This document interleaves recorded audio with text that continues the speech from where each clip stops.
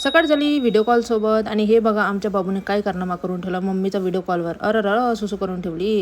Zero civic sense guys. मस्तपैकी तरी पोहा बनवला होता, नाश्ता केला, सकाळी लवकर उठले होते, एक्सरसाइज केली, सर्व केलं आणि त्यानंतर आज खूप दिवसानंतर म्हणजे 15 दिवसानंतर मी चालली कुठे ऑफिसला.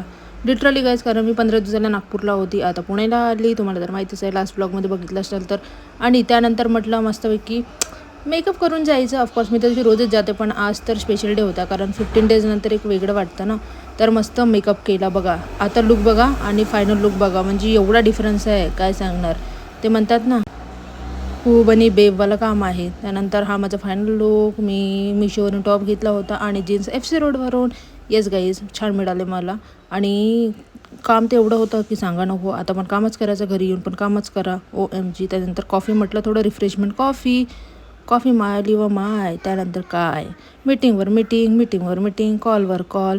तर गाईज, तुमच्यासोबत पण असं होतं का? तुम्ही खूप दिवसानंतर ऑफिसला जाता आणि ते नवीनच वाटतं नाही का? सिरियसली नवीनच वाटतं. म्हणजे 3 वर्ष झाले मला ऑफिसमध्ये, तरी पण स्टील मला आता पण नवीनच वाटते जर मी गॅप घेऊन गेली तर. अँड त्यानंतर म्हटलं थोडं चेकअप तर करावं लागते लुक ना.